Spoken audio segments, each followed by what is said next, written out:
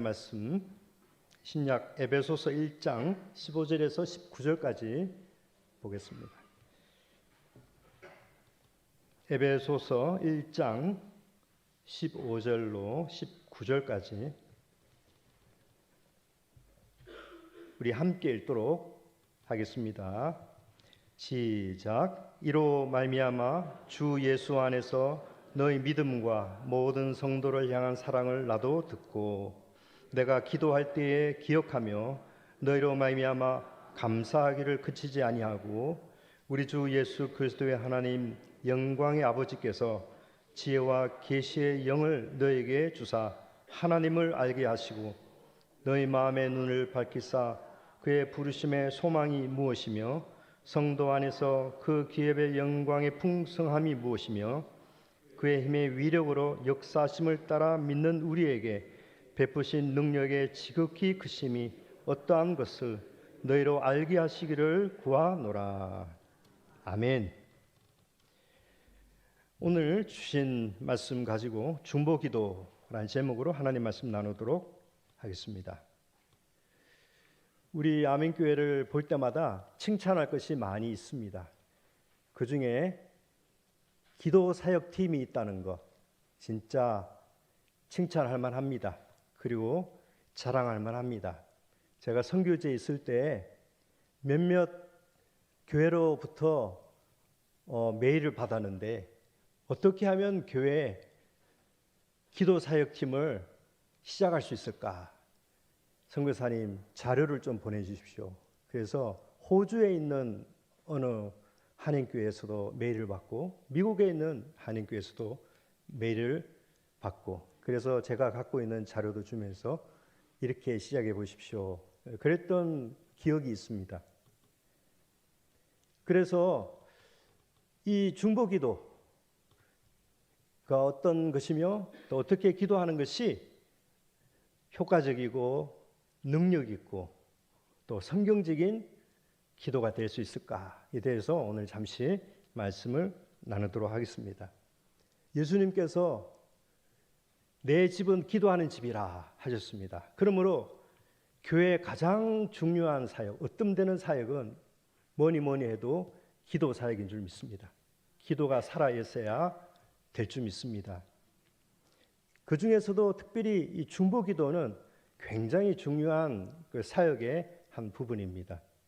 스펄전 목사님이 설교할 때 그 설교하는 시간에 300명의 기도의 용사들이 지하실에서 엎드려서 목사님 설교를 위해서 기도했다고 하는 것은 유명한 일화입니다. 기도가 살아있어야 될 줄 믿습니다. 디모데전서 2장 1절 보면 이 중보기도를 가리켜서 도고라고도 하고 옛날 성경을 보면 통공 혹은 상통 이런 어려운 한자로 성경에서 이렇게 번역되기도 했습니다. 이 중보기도의 의미는 남을 위한 기도 이렇게 쉽게 정의를 할 수 있습니다. 그러나 우리가 여기서 확실하게 알아야 될 것이 있는데 우리의 중보자는 예수 그리스도 한 분뿐이십니다. 내가 하나님과 어떤 사람 사이에 중보자가 될 수 없는 것입니다.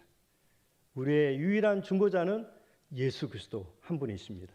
내가 그 길이요 진리요 생명이니 나로 말미암지 않고는 아무도 아버지께로 올 자가 없느니라. 예수님께서 명확하게 말씀하셨고 히브리서도 보면 우리의 중보자는 한 분이시니 예수 그리스도라 말씀하였습니다. 그러므로 우리가 하나님과 어떤 사람 사이에 중보자가 되어서 하나님 앞에 기도하는 그런 의미의 중보기도 아닙니다. 그래서 어떤 사람은 이 중보기도라는 용어보다는 중보적 기도라는 용어를 써야 된다. 저희 합동총회에서도 그런 말이 이제 오가고 했습니다. 어찌되었건 용어를 어떻게 쓰든 간에 우리가 정확한 의미를 알고 쓴다면 안전한 것이 되겠습니다. 그러므로 성경이 말하는 중보기도, 우리가 말하는 중보기도는 유일하신 중보자이신 예수 그리스도의 이름을 힘입어서 누군가를 위해서 하나님 앞에 간구드리는 기도 이렇게 정의를 내릴 수 있습니다. 그래서 디모데전서 2장 1절에 사도 바울도 믿음의 젊은 아들 디모데에게 목회할 때 무엇이 제일 중요한가라고 할 때에 첫째로 내가 너에게 권하노니 하면서 기도다, 이렇게 말씀하였던 것입니다. 기도에 보면 감사, 간구, 여러 가지 종류의 기도가 있지만 도구, 중보기도 있다. 여러분, 창세기 18장을 보면 하나님께서 아브라함을 방문하십니다. 그리고 아브라함에게 하나님이 하실 일을 일러주십니다. 그리고 창세기 19장 넘어가면 하나님께서 소돔과 고모라를 멸하시는데 그 멸할 계획을 아브라함에게 미리 일러주시면서 내 친구에게 이 계획을 나눠야 되지 않겠느냐 하나님 말씀하셨습니다. 근데 잘 보면 아브라함의 중보 기도가 있었기 때문에 하나님께서 그의 조카 롯을 기억하시고 소돔과 고모라를 멸하실 때에 건져내신 것을 우리는 성경에서 볼 수 있는 것입니다. 아브라함을 기억하사 아브라함의 중보 기도가 있었기 때문에 하나님께서 롯을 기억하시고 롯을 그 재난 가운데서 구원해 내셨다라는 것입니다. 그러므로 중보 기도는 중요한 것입니다. 그러면 우리가 여기서 한 가지 의문을 품을 수 있습니다. 그러면 우리의 돌아가신 아버지가 지금 하늘에서 우리 살아있는 우리 자녀들 위해서 하나님 보좌 앞에서 기도하고 계실까? 혹은 우리가 이 땅에서 돌아가신 분을 위해서 기도하는 것이 가능할까? 이렇게 질문을 가질 수 있습니다. 여러분, 주일마다 여러분이 암송하시는 사도신경 보시면 성도가 서로 교통하는 것을 내가 믿습니다 라는 그런 고백이 있습니다. 여러분이 이 의미를 알고 고백하시는지 모르겠습니다. 성도가 서로 교통하는 것을 내가 믿습니다. 그런데 로마 카톨릭에서는 이것을 어떻게 가르치냐면 내가 마리아에게 기도할 수 있고 죽은 성도들에게 기도할 수 있고 죽은 성도들도 하늘에서 나를 위해 기도할 수 있다. 그런 중보의 기도가 가능하다라고 가르치는 것입니다. 그리고 세례명을 주는데 세례 줄 때 세례명을 주지 않습니까? 그 세례명도 그런 비슷한 의미가 담겨 있는 것입니다. 교통할 수 있다 이것입니다. 여러분, 그런 의미로 고백한다면 이것은 기독교 신앙이 아닙니다. 명확하게 우리가 정의를 하기를 우리는 죽은 자에게 기도할 수 없고 죽은 자가 또한 우리를 위해 기도할 수 없습니다. 죽은 자는 그리스도 안에서 잠자는 자들이라고 성경은 말합니다. 잠자는 자들은 더 이상 이 땅에 살아있는 자녀들을 위해서 기도하고 그러지 않습니다. 주 안에서 안식하는 것이고 주님 오실 때까지 부활의 날까지 안식하고 있는 것이지 지금도 하나님 보좌 앞에서 우리 손주들, 우리 아들들 위해서 기도하고 그런 의미가 아닌 것입니다. 여러분, 천주교를 보면 다 이렇게 여기도 보면 김대건 성당, 이탈리아 가면 베드로 성당, 어디 가면 안드레 성당, 요한 성당, 마리아 성당 이렇게 사람의 이름을 따라서 그 이름을 붙입니다. 그것도 그런 의미가 있는 것이죠. 서로 교통할 수 있다, 가능하다. 그분이 돌아가셨지만 나를 위해 기도하고 있고 나를 축복하고 있고 또 나를 지켜줄 것이다 라는 그 믿음, 그런 의미에 서로 교통하는 것으로서 믿는다라는 것입니다. 그러나 우리 그리스도인들은 우리 개신교에서는 그런 의미로 받아들이지 않습니다. 살아있는 자가 유일한 중보자이신 예수 그리스도의 이름으로 다른 살아있는 자를 위해서 기도하는 것이지 그 이상도 그 이하도 아닙니다. 이 의미를 명확하게 알고 우리가 중보 기도를 이해를 해야 됩니다. 그러면 오늘 읽은 말씀 보면 사도 바울이 그가 생명같이 사랑했던 에베소 교회를 향해서 중보 기도하는 그 기도문이 담겨져 있습니다. 사도 바울의 이 중보 기도를 통해서 우리가 배워야 됩니다. 우리가 사랑하는 자녀들 위해서 이렇게 기도해야 되겠구나. 내가 사랑하고 섬기는 교회를 위해서 이렇게 기도해야 되겠구나. 나라와 민족을 위해서 누군가를 위해서 기도할 때, 위생자를 위해서 기도한다고 할 때에 나는 이렇게 기도해야 되겠구나. 우리가 오늘 성경에서 우리가 깨달아야 되는 것입니다. 여러분, 지금 사도 바울의 중보기도, 에베소 교회를 향해서 간절하게 기도하는 바울의 기도문인데 이것은 절실한 기도입니다. 간절한 기도문입니다. 사도행전 20장을 보시면 사도 바울이 예루살렘으로 가기 전에 에베소 교회 12장로를 초빙해서 함께 기도하고 헤어지는 장면이 나옵니다. 그 에베소 장로들에게 사도 바울이 고별 설교를 하는데 그 에베소 장로들을 향한 고별 설교, 사도행전 20장 읽어보면 사도 바울이 기도하는 가운데 이 에베소 교회에 닥쳐올 위기를 내다본 것입니다. 사나운 이리가 언젠가는 이 에베소 교회에 몰래 들어와서 교회를 멸망시키려고 할 것이다. 그런 시도가 있을 것이다. 그러면서 내가 밤낮 눈물로 너에게 가르친 그 말씀을 기억하고 그 말씀 가지고 깨어서 기도하라고, 준비하라고, 영적 전투를 준비하라고 일러주는 사도 바울의 간곡한 당부가 사도행전 20장에 잘 기록되어 있습니다. 그래서 예루살렘에 올라가는데 체포되어서 죄수의 신분으로 로마로 이송되는 그 가운데 감옥에서 사도 바울이 교회를 향해서 쓴 편지가 에베소서인 것입니다.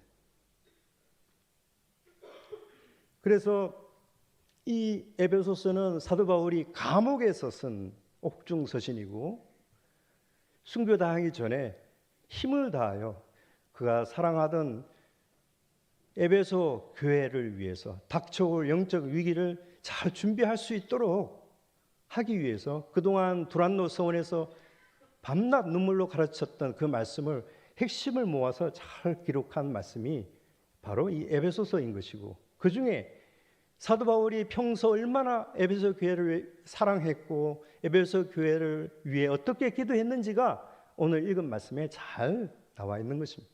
따라서 우리도 사랑하는 자녀들 위해서 기도할 때에 우리 교회를 위해서 기도할 때 또 우리가 생각하는 어떤 누군가를 위해서 기도할 때에 우리는 이 중보 기도문 사도 바울의 기도문을 잘 이해하고 이 말씀을 따라서 기도할 때에 주께서 역사하실 줄 믿습니다. 그러면 무엇을 어떻게 기도해야 될까 하는 것입니다. 네 가지 감을 위해서 기도해야 됩니다. 네 가지 감. 첫 번째는 친밀감입니다. 친밀감. 오늘 읽은 말씀 보시면 17절 보시면 하나님 아버지께서 지혜와 계시의 영을 너에게 주사 하나님을 알게 하시고 첫 번째는 하나님을 알게 하시고 이게 왜 친밀감을 위한 기도냐면 하나님께서 우리를 자녀 삼아 주셨습니다. 우리가 하나님의 양자가 된 것입니다. 하나님 나라를 상속받을 권리를 가진 영적 자녀로 입양된 것입니다. 그런데 문제는 입양된 우리를 자녀로 입양하신 하나님의 아들로 입양해 주신 그 하나님을 얼마나 알고 있느냐는 것이죠. 하나님은 우리를 사랑하시는데 나는 하나님을 얼마나 사랑하고 있느냐 하는 것입니다. 저의 남동생이 오래전에 자녀를 입양했는데 실패한 일이 있었습니다. 아주 어릴 때가 아니고 한 5살 되었는지 그런 아이를 입양했는데 정성을 다하여 사랑하고 이렇게 했는데도 이 아이가 도저히 마음을 열지 않는 것입니다. 그래서 결국 그 입양기관에 다시 돌려보낸, 몇 년 만에 실패하고 다시 돌려보낸 그런 일이 있었습니다. 내가 사랑해도 이 아이가 마음을 열지 않고 그 사랑을 받아주지 않으면 실패할 수밖에 없는 것이죠. 하나님이 우리를 자녀 삼아 주셨는데 우리를 자녀 삼아 주신 그 하나님을 나도 사랑해야지. 그 하나님께 내가 마음을 열어야지. 하나님이 우리를 기뻐하시고 더 기뻐하시고 복을 주시는데 문제는 우리가 마음을 닫아놓고 살아가면 안 되는 것입니다. 첫 번째 기도해야 되는 것 이것입니다. 하나님의 친밀감. 하나님이 나를 대하듯이 나도 하나님을 그렇게 친밀하게 대하는, 그것은 하나님을 거저 아는 것이 아니라 깊이 아는 것이고 사랑하며 아는 것이고 친밀하게 아는 것입니다. 여러분, 두 번째 감은 소명감입니다. 소명감. 소명. 하나님이 나를 부르셨는데 어떤 목적으로 나를 부르셨는지를 내가 아는 지식, 이것을 소명감이라고 할 수 있습니다. 우리는 신앙생활 하면서 그냥 열심히 신앙생활 하면 안 됩니다. 나를 은혜로 불러주신 그 하나님의 마음을 알고 그 하나님의 부르신 목적을 이해하고 그 하나님의 목적을 가지고 살아가는 것, 이 소명감을 가지고 살아가는 것이 중요한 것입니다. 그래서 오늘 본문 18절 보면 이 소명감을 우리가 깨닫기 위해서 우리 마음 눈이 밝아져야 됩니다. 이 마음 눈이 어두워져 있으면 우리 소명감을 가질 수 없습니다. 마음 눈이 밝아진다는 것은 하나님이 보시는 대로 보는 것이고 내 안에 있는 어떤 욕심과 정욕이 내 판단을 방해하지 않는다는 것을 의미하는 것입니다. 그의 부르심의 소망이 무엇인지 알게 해달라는 것입니다. 하나님이 나를 부르셨습니다. 그런데 왜 불러주셨는지, 어디에다 쓰려고 나를 불러주셨는지, 하나님의 목적을 내가 알게 해달라고 기도하는 것, 소명감을 위해서 기도하는 것. 여러분, 우리 자녀들이 좋은 대학 들어가는 것이 중요한 것이 아닙니다. 좋은 직장 얻는 것이 중요한 것이 아닙니다. 하나님의 부르심의 소망을 알고 살아가는 그런 인생이 되도록 우리는 그렇게 기도해야 되는 것이죠. 세 번째 감은 자존감입니다. 자존감. 오늘 본문 18절 보시면 성도 안에서 그 기업의 영광의 풍성함이 무엇인지 알게 해달라고 기도합니다.